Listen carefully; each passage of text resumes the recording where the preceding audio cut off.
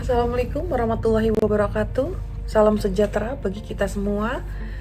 Perkenalkan, saya Zaitunia Kharit yang telah lebih dari 17 tahun mendedikasikan diri saya sebagai dosen pada program studi S1 Pendidikan Seni Rupa Fakultas Bahasa dan Seni Universitas Negeri Jakarta. Video ini dibuat sebagai salah satu prasyarat untuk memenuhi sertifikasi dosen tahun 2026 dari aspek pernyataan diri dosen dalam unjuk kerja Tridharma Perguruan Tinggi atau disingkat PDD UKT PT, khususnya pada bidang pengajaran. Melalui video ini, perkenankan saya akan memaparkan pelaksanaan pembelajaran pada mata kuliah yang saya ampu, salah satunya media pembelajaran seni rupa yang memiliki bobot 2 SKS. Mata kuliah ini menggunakan metode project-based learning, di mana mahasiswa akan membuat beberapa model media pembelajaran sesuai dengan jenjang pendidikan sekolah yang akan mereka pilih. Mata kuliah ini diharapkan dapat membekali mahasiswa untuk menjadi calon pendidik seni rupa yang mampu merancang pembelajaran secara kreatif, inovatif, dan tentunya adaptif terhadap perkembangan teknologi. Di era digital saat ini, media pembelajaran bukan lagi hanya berfungsi sebagai alat bantu mengajar. Media telah berkembang menjadi jembatan yang menghubungkan konsep pengalaman belajar, kreativitas, serta interaksi antara pendidik dengan peserta didik. Oleh karena itu, dalam mata kuliah ini, mahasiswa tidak hanya mempelajari teori media pembelajaran, tetapi juga belajar menganalisis kebutuhan pembelajaran, memiliki media yang tepat, merancang serta membuat media yang nantinya dapat mereka implementasikan saat PKM di sekolah. Seluruh proses pembelajaran dirancang untuk mendukung tercapainya capaian pembelajaran lulusan atau CPL. CPL dalam mata kuliah ini terdiri dari 3 tahapan. Yang pertama, mahasiswa mampu menguasai teori belajar dan pembelajaran serta mengkaji profil profesi penata laksana dalam konteks pendidikan seni rupa formal maupun non-formal dalam mengintegrasikan pendidikan seni rupa dengan disiplin ilmu lain. Yang kedua, mampu mengenali potensi kreatif peserta didik, melatih mereka menjadi kompeten pada profesi seni rupa tertentu, dan memahami cara mengevaluasi karya seni rupa yang dihasilkan. Dan yang ketiga, mampu mengambil keputusan dan memecahkan masalah secara tepat dengan berbagai pendekatan serta menerapkan keterampilan abad 21, berpikir kritis, kreatif, kolaboratif, komunikatif, komputasional, dan berempati. Selain itu, CPL tersebut juga didukung oleh CPMK, yaitu capaian pembelajaran mata kuliah, yang terdiri dari 4 tahapan. Yang pertama, mahasiswa mampu memahami konsep, fungsi, dan landasan teori media pembelajaran seni rupa secara komprehensif. Yang kedua, mahasiswa mampu menganalisis jenis karakteristik dan kebutuhan media pembelajaran seni rupa sesuai konteks pembelajaran. Yang ketiga, mahasiswa mampu merancang dan mengembangkan media pembelajaran seni rupa berdasarkan prinsip desain komunikasi visual dan model pengembangan. Dan yang terakhir, mahasiswa mampu mengimplementasikan dan mengevaluasikan media pembelajaran secara efektif, sistematif, dan reflektif dalam konteks pembelajaran. Selain CMPMK, terdapat juga sub-CPMK yang terdiri dari 7 tahapan, yaitu mengidentifikasi hakikat, fungsi, dan peran media dalam pembelajaran seni rupa. Yang kedua, menganalisis landasan teori belajar dan multimedia yang mendasari penggunaan media pembelajaran seni rupa. Yang ketiga, mengklasifikasi jenis dan karakteristik media pembelajaran seni rupa. Yang keempat, menganalisis kebutuhan media berdasarkan karakteristik peserta didik, materi, dan konteks pembelajaran. Yang kelima, mengembangkan prototipe media pembelajaran seni rupa sesuai rancangannya. Yang keenam, menerapkan media pembelajaran seni rupa dalam kegiatan pembelajaran. Dan yang terakhir, ketujuh, mengevaluasi kualitas media pembelajaran seni rupa dan rekomendasi perbaikan media. Hal tersebut sejalan dengan Universitas Learning Outcome Universitas Negeri Jakarta atau ULO UNJ. Mata kuliah ini juga diarahkan untuk membentuk calon pendidik yang profesional, memiliki kompetensi kognitif, intrapersonal, interpersonal, serta mampu memberikan kontribusi nyata bagi masyarakat melalui pendidikan seni rupa. Selain itu, mata kuliah ini juga mendukung capaian Sustainable Development Goals atau GDS nomor 4, yaitu pendidikan berkualitas, dengan mendorong pengembangan media pembelajaran yang inovatif, inklusif, mudah diakses, dan relevan dengan kebutuhan peserta didik di abad 21 ini. Saya berharap melalui mata kuliah ini, mahasiswa tidak hanya mampu menghasilkan media pembelajaran yang menarik secara visual saja, tetapi juga mampu menciptakan pengalaman belajar yang inspiratif, kreatif, dan bermakna, sehingga kelak mereka dapat menjadi pendidik seni rupa yang profesional dan mampu menjawab tantangan pendidikan masa depan. Pada segmen selanjutnya, saya akan menampilkan proses pembelajaran media pembelajaran seni rupa yang dilaksanakan secara daring melalui platform Zoom Meeting pada pertemuan akhir semester. Pada sesi ini, mahasiswa akan melaksanakan presentasi proyek akhir berupa pengembangan media pembelajaran berbasis game-based learning atau GBL menggunakan platform Kahoot, GameKit, dan Bluecat yang telah mereka rancang secara mandiri sesuai dengan capaian pembelajaran mata kuliah. Selama proses presentasi berlangsung, saya memberikan umpan balik, melakukan diskusi, tanya jawab, serta mengevaluasi setiap media yang sudah mereka buat.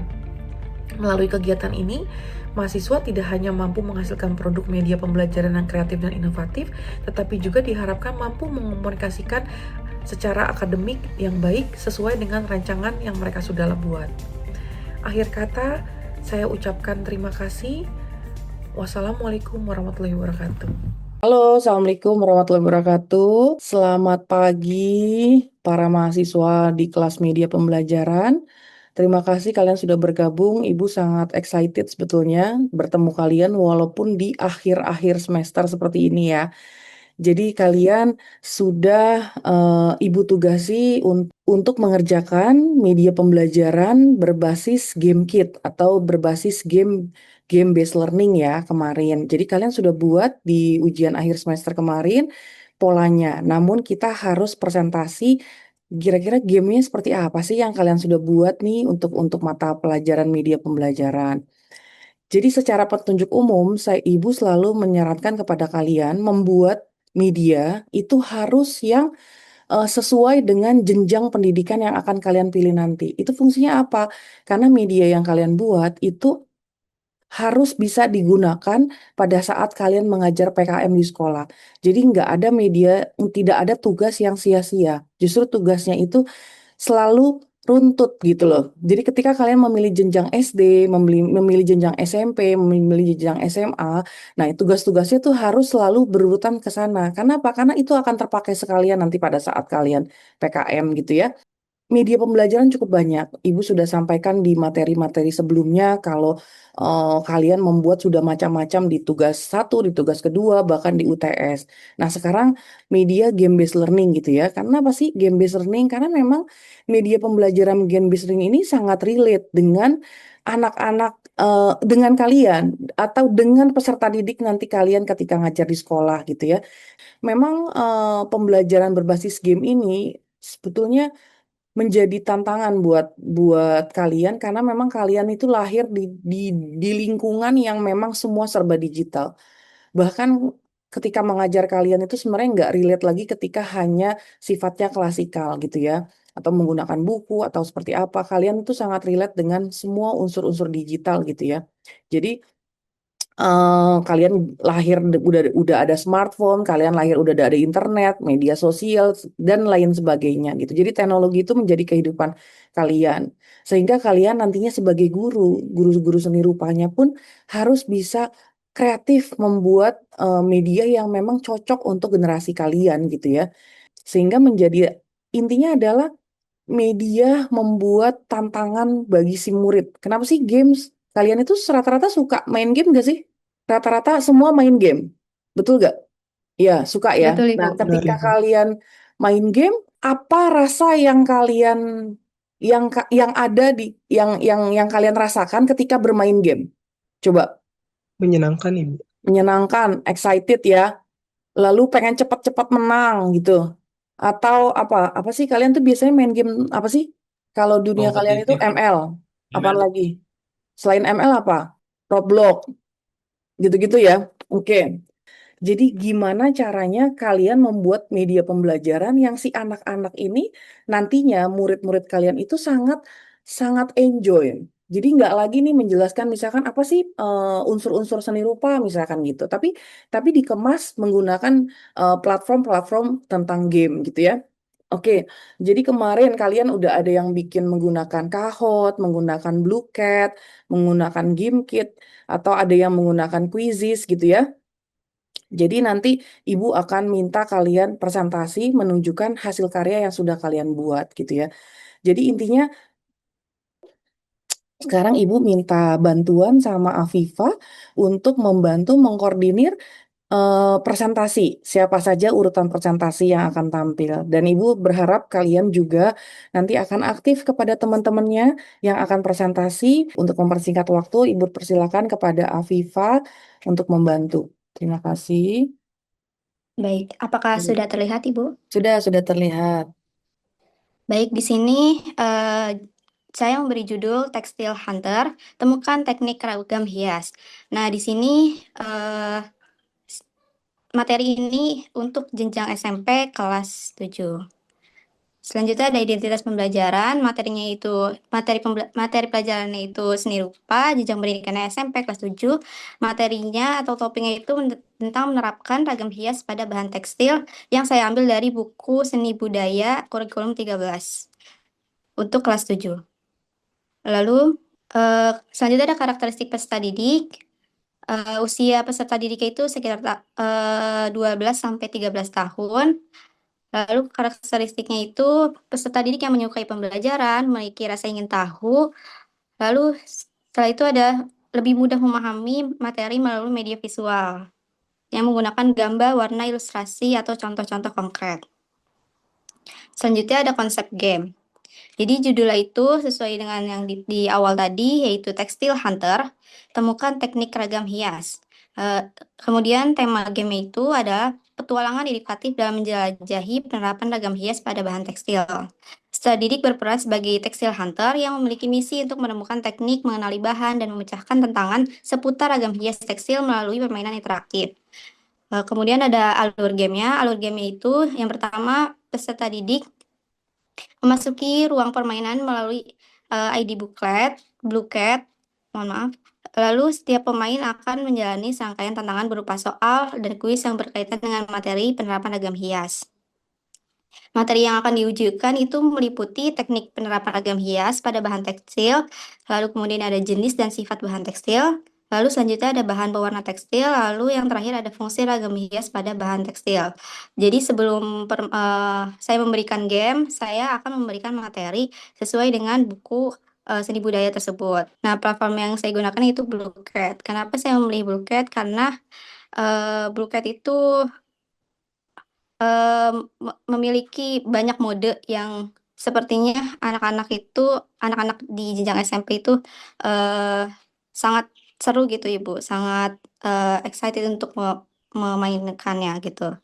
Terus Bluecat juga praktis digunakan karena dapat diakses kapan saja gitu.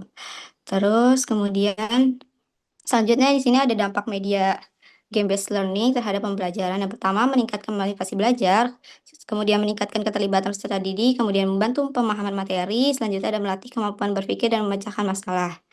Terus, di sini ada kelebihan dari game-based learning. Yang pertama, pembelajaran lebih menarik dan interaktif, kemudian meningkatkan motivasi, lalu selanjutnya ada membantu pemahaman materi. Selanjutnya ada keterbatasannya. Keterbatasannya itu ada bergantung pada perangkat dan koneksi internet, kemudian ada materi masih terbatas pada topik tertentu, lalu selanjutnya ada kemungkinan peserta didik lebih fokus pada permainan. Nah, kemudian di sini pertama, pada penampilan pertama kita akan disuruh mengisi nama. Bisa nama panjang atau nama awalnya saja, Ibu. Namun tidak boleh untuk nama asal. Jadi di sini saya mengambil mode cafe. Jadi di dalam Bluecat ini tuh ada banyak sekali mode, banyak sekali jenis-jenisnya.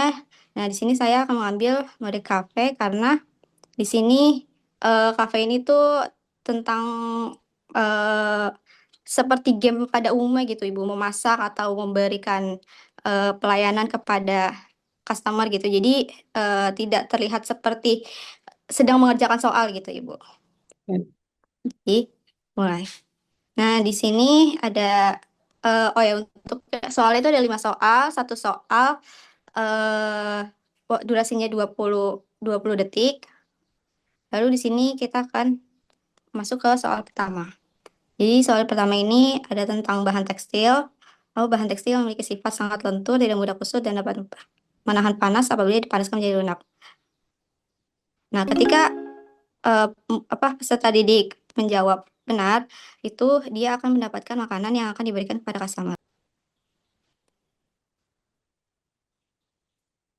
Kemudian ini ada soal esai. Apa fungsi ragam hias pada bahan tekstil? Jadi untuk jawaban benar itu ada beberapa, ada sekitar 3 atau 4 jawaban yang benar, namun salah satu aja itu sudah benar.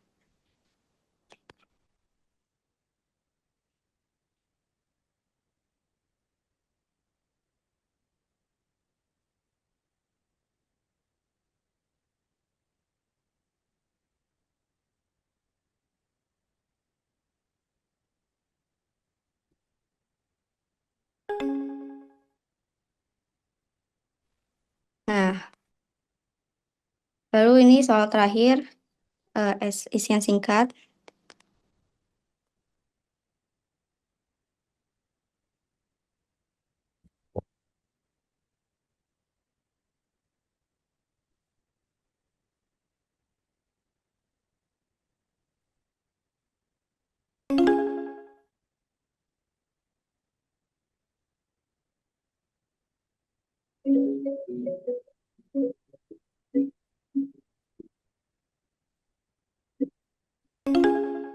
Dah, jadi permainan sudah selesai.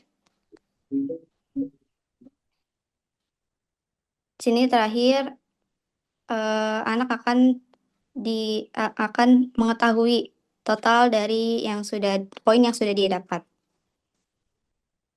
Ibu, seperti itu, Ibu. Oke, oke, bagus ya. Jadi intinya, tapi yang jadi unik itu ternyata di Blue Cat itu memang ada ada beberapa template gitu ya, beberapa template untuk rewardnya. Nah, kebetulan yang kamu pilih itu tentang kafe. Nah, yang ibu pertanyaan ibu, terus makanan-makanan yang dikasih itu menjadi poin ya, menjadi poin untuk si yang mengerjakan soalnya gitu. Betul, Ibu, menjadi poin. Oke, nah jadi gini. Seberapa banyak makanan yang didapat? Beberapa banyak yang makanan dia dapat gitu ya. Oke, nah berarti Iya, gini, eh memang ketika seorang guru membuat media pembelajaran itu pasti awal-awalnya cukup melelahkan atau cukup complicated. Memang satu-satu harus kalian input. Tapi keunggulannya adalah media pembelajaran ini bisa kalian gunakan beberapa kali gitu loh. Jadi memang capek di benar. awal atau sulit di awal, tapi selanjutnya itu bisa jangka panjang penggunaannya. Itulah Betul. hebatnya gitu ya. Jadi memang seorang guru ketika membuat media ini, aduh kayaknya susah, udah PPT lagi, PPT lagi. Nah, ibu berharap tidak hanya PPT gitu loh. Nah, cuman memang gini, ketika kalian membuat PPT, jadi tetap ketika kalian di kelas nanti kalian akan tampilkan si PPT-nya dulu. Fungsinya tuh untuk menjelaskan kepada murid. Sebenarnya ada juga rules-nya. Jadi kalian sebagai guru nanti menyampaikan juga rules-nya sehingga nggak langsung kalau tadi Afifa mungkin belum menyampaikan rule-nya tapi baru Oh, sampai ya. tahapan. Jadi nanti nggak apa-apa itu masukan juga. Kalian harus menyampaikan rules dari gamesnya ini gitu loh. Jadi si anak-anak nanti pada saat dia mau to do, mau melakukan, dia sudah tahu rule-nya seperti apa. Oke, untuk teman-teman yang lain, kira-kira ada pertanyaan apa enggak untuk Afifa? Silakan.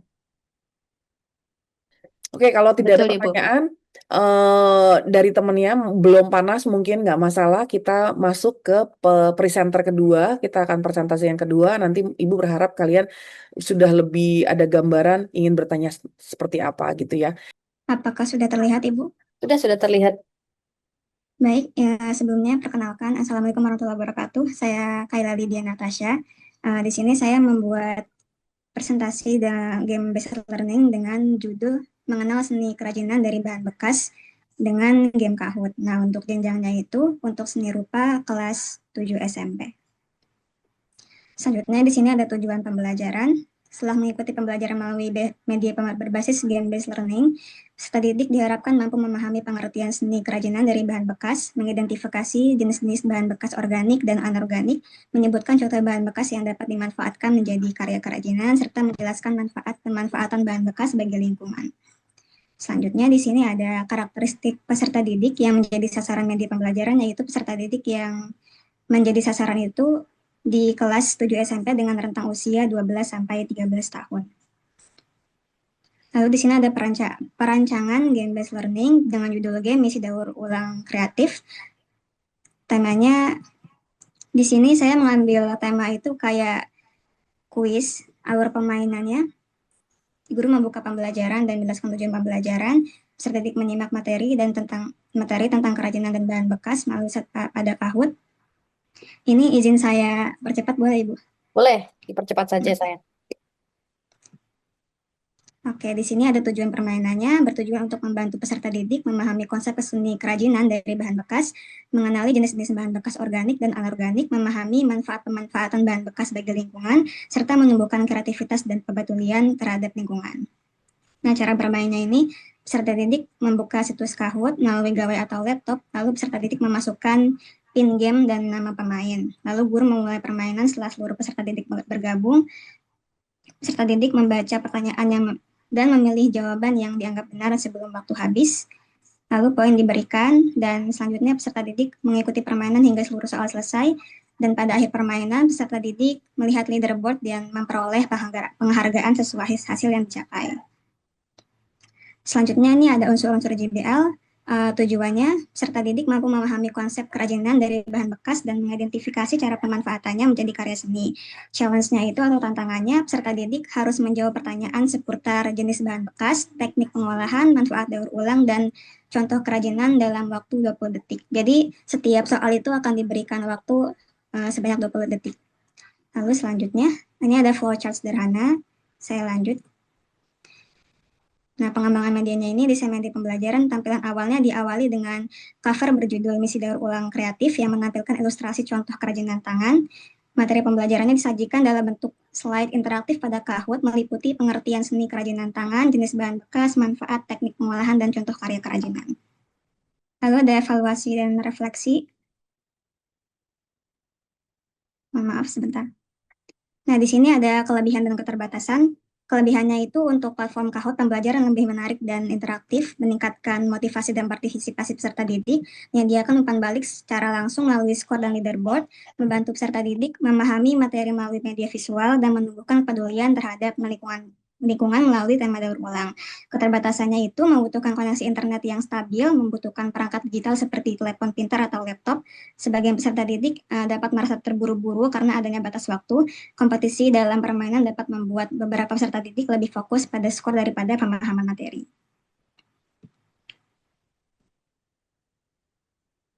Ini Kaila Kahoot-nya dari website ya bikinnya? Iya, dari website Ibu. Oh iya, makanya kamu template-nya lebih ada template-nya tuh yang di belakangnya. Iya, bisa memilih background gitu Ibu. Bisa milih background kalau dari website. Iya. Oke. Terus juga muncul nih skornya langsung di situ kan juga itu berarti beda sama yang lewat aplikasinya ya. Iya. Ini saya coba untuk jawab dengan salah. Kalau Berikutnya termasuk adalah, misalnya saya jawab salah yang ini. mm-mm. Nah, ini skornya jadi nggak nambah gitu, Ibu. Oh, tapi nggak kurang juga ya, hanya Iya, tidak nggak kurang. menambah. Oke. Iya, benar. Selanjutnya. Ada audionya juga ya kalau di kamu ya?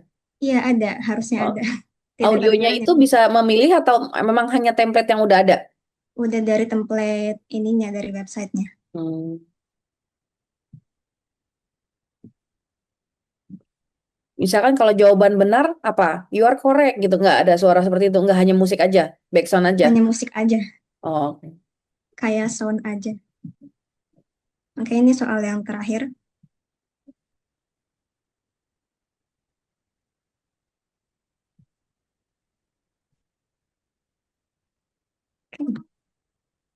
Nah, nanti setelah menjawab semuanya bakal ada podium begini, Bu. Jadi Ah, kayak nah, temanya peringkat itu. oh oke. Itu yang tadi Ibu tanyain juga waktu Kalau yang tampilan di aplikasi itu nggak ada peringkatnya, tapi hanya si juara satu ya kan ya. Tadi kan Afifa sama sama Rizwa kan gitu kan tampilannya hanya juara yang menangnya aja. Tapi kalau yang di website ternyata ada kompetisinya ya, juara satu, juara dua, juara tiganya. Oke, nah Iya, ternyata betul. tampilannya juga jauh lebih ada template-nya. Dan yang Ibu apresiasi sama Kayla, Kayla kasih materi dulu di awal. Ternyata ada pilihan seperti itu ya. Jadi nggak hanya games aja, tapi Iya. ada materinya dulu sehingga ketika siswa menjawab, dia jawabannya itu adalah berdasarkan materi tadi gitu ya. Mm. Oke, selanjutnya siapa lagi? Oke, sebelum Ibu tutup mata kuliahnya, udah semua kan ya, Afifa ya?